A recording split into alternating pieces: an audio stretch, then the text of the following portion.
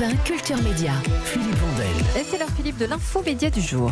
Xavier Dupont de Ligonnès arrêté. Ce titre sans point d'interrogation occupe toute la une du Parisien samedi matin avec la photo du fugitif, un scoop et un numéro qui s'annonce historique. Ils l'ont été, mais dans le mauvais sens.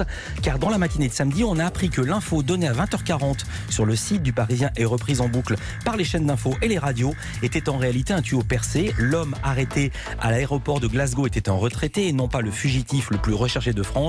Bonjour Stéphane Albouy. Bonjour. Vous êtes le directeur du Parisien. Merci d'être avec nous à ce micro ce matin. Merci de ne pas vous être caché. Et d'ailleurs, hier, vous avez signé un édito d'excuses dans le journal. Étienne Lénart à vos côtés, bonjour. Bonjour. Vous êtes le chef du service enquête reportage de France Télévisions et vous êtes excusé au nom de la chaîne samedi aux 20h de France 2. Alors pour comprendre ce cas d'école, à l'heure où on ne parle que de fake news et où tous les professionnels mettent en avant la lenteur et le recoupement, je voudrais qu'on revienne sur la chaîne de décision. Que s'est-il passé vendredi soir, Stéphane Albouy? Tout d'abord, je vous remercie de m'inviter. C'est pas une question de se cacher. Je crois qu'on va parler beaucoup de confiance ce matin. Ouais. De confiance avec nos lecteurs et de confiance avec nos sources. Et là, je viens au cœur du sujet et à la question que vous me posez. Vendredi soir, le journal est en train d'être bouclé. D'ailleurs, il est en voie de finalisation. À la une du journal de samedi, il devait y avoir la question kurde. Et un petit peu avant 20h, entre 19h45 et 20h, je suis alerté par un des membres du service des faits divers, des informations générales, on appelle ça chez nous, qui est un service très réputé, avec 12 personnes qui travaillent en permanence sur ces questions, qu'une première information vient d'arriver, venant d'une source très sérieuse et habituelle, selon laquelle Xavier Dupont de Ligonnès venait d'être arrêté en Écosse. Une source française, une source écossaise ? Une source française. On démarre avec une source française. Évidemment, dans ce cas-là, ça crée une petite effervescence, vous l'imaginez, dans la rédaction. Et plusieurs autres journalistes vont se mettre à travailler sur le dossier. Au total, dans la soirée, 6 journalistes du Parisien vont travailler, couper, recouper, aller sur le terrain aussi, pour étayer le dossier.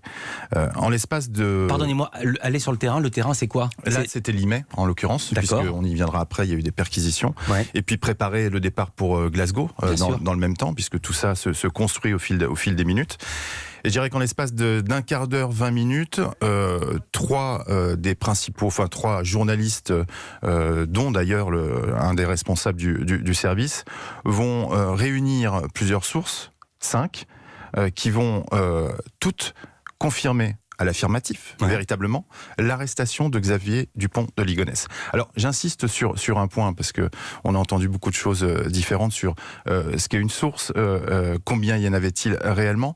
Les personnes qui nous ont informés ce soir-là sont des personnes qui travaillent dans des services différents, à des endroits géographiques différents en France, je dirais plus sur le terrain de l'enquête dans la région de Nantes, dans les services centraux, à des niveaux hiérarchiques différents.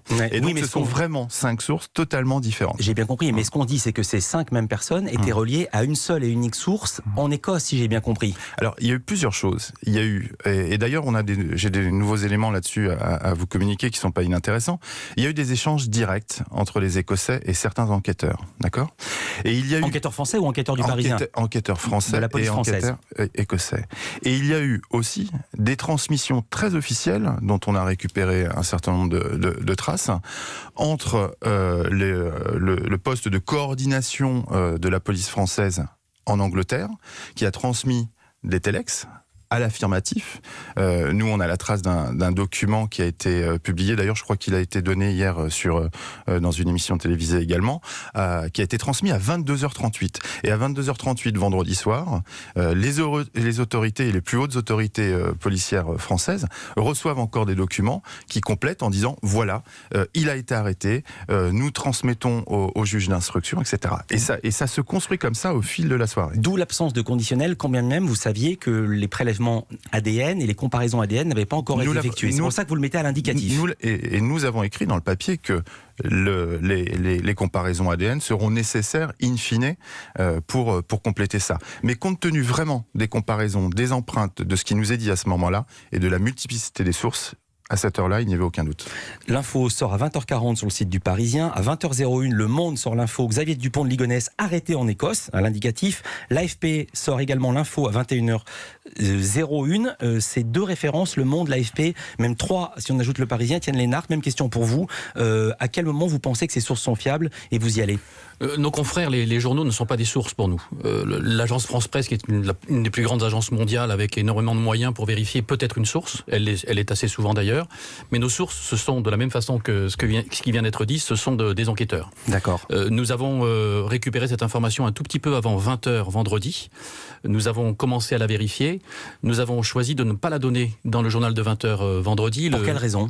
Parce que nous n'avions pas encore suffisamment de confirmation pour être certains de pouvoir la donner en l'état.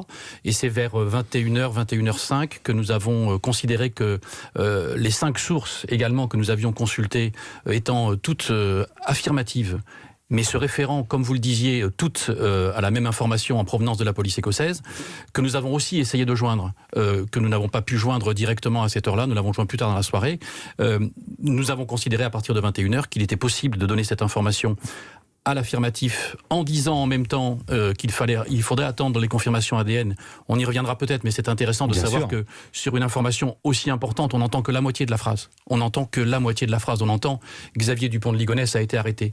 On n'entend pas forcément, quand on est auditeur, téléspectateur, qu'il faudra confirmer. Voilà. Je vous montre quand même le titre. Le titre du Parisien que je suis en train de montrer à l'image, les gens peuvent nous voir sur europe1.fr. Ça ne souffre pas de distanciation. Non, mais bien sûr, mais je ne conteste pas le fait qu'il y a une erreur. Je ne suis pas en train d'essayer de trouver des alibis. Je dis juste que toute la soirée et tout le samedi matin, on disait il faudra qu'il y ait confirmation ADN et on l'a tous pas vraiment entendu. Voilà pour les faits. Il y a eu l'emballement, ensuite le rétropédalage. On en parle juste après ça. Oui, l'homme arrêté vendredi à Glasgow en Écosse était un simple retraité pris à tort pour Xavier Dupont de Ligonnès. Dans l'infomédia du jour, on continue à parler de l'emballement médiatique suscité par cette arrestation dans un instant sur Europe 1. Pendant près de 20 heures, un retraité francilien a été confondu avec Xavier Dupont de Ligonnès. Comment une telle erreur a-t-elle pu se produire et être relayée par la plupart des médias durant toute une nuit ? On en parle ce matin dans l'infomédia du jour avec vos invités, Philippe, Stéphane Albouy, directeur des rédactions du Parisien aujourd'hui en France, et Étienne Lénart, chef du service enquête-reportage de France Télévisions. Pardon de le dire, mais c'est un reportage d'Europe 1 qui a mis la puce à l'oreille. Comme les journalistes avaient le nom de la personne qui, soi-disant, s'était fait voler son passeport par Xavier Dupont de Ligonnès et un retraité de Limay, Céline vient de le dire, dans les Yvelines, Jean-Gabriel Bourgoujois, qui travaille pour nous, est allé sur place faire une enquête de voisinage. Et justement, il est tombé sur un voisin qui connaissait très bien la personne arrêtée à Glasgow. Ça fait 30 ans que je le connais, ce mec-là. C'est un ami. Il a rien à voir. Je veux dire, même le mec, s'il a pris X années en plus, il a rien à voir avec cette tronche-là. C'est aberrant. Et ses allers-retours en Écosse, c'est normal. Il a une maison en Écosse. Il vit là-bas avec son épouse. Et puis, régulièrement, il revient en France. Et il est parti, effectivement, hier matin, comme il fait d'habitude. Il rentre en Écosse. Sa femme l'attendait à Glasgow. Et quand on a appris ça, on est resté sur le cul, quoi. Donc on a appelé et elle a dit bah oui, voilà, ils l'ont arrêté. J'ai pas plus de nouvelles, rien. Elle était effarée, quoi. Ils ont pris l'ADN là. Et donc ils vont avoir apparemment assez rapidement les résultats. Là ils vont s'apercevoir de la boulette, c'est pas possible. Il est 6h15 sur l'antenne d'Europe 1. Stéphane Albouy, vous disiez avoir envoyé un enquêteur à Limay. Il n'a pas trouvé la même info. Vous avez continué à persister sur le fait que Dupont de Ligonnès était vraiment l'homme arrêté. Non, vous avez rappelé quelque chose d'important. Vous le diffusez à 6h15. Ouais. Moi, je boucle et j'imprime mon journal à 23h. Oui, mais il y a le site internet. Mon reporter est sur place à 22h30 dès le début des perquisitions. Mais à ce moment-là, vous avez un cordon policier qui nous empêche d'accéder. On y retourne le lendemain matin et évidemment, dans la matinée, on va avoir un papier qui est exactement de la même tonalité que celui que vous diffusez, avec l'incrédulité des voisins qui ne comprennent pas et qui nous expliquent effectivement toutes les différences physiques, d'abord, entre le suspect et leur voisin. Alors à 6h30, c'est l'heure du premier journal sur France 2. On va écouter les titres et le premier sujet, évidemment, c'est le titre principal de la matinée. Il est 6h30, bonjour à tous, merci d'être avec nous sur France 2, le journal, les titres tout de suite avec Camille Brenu.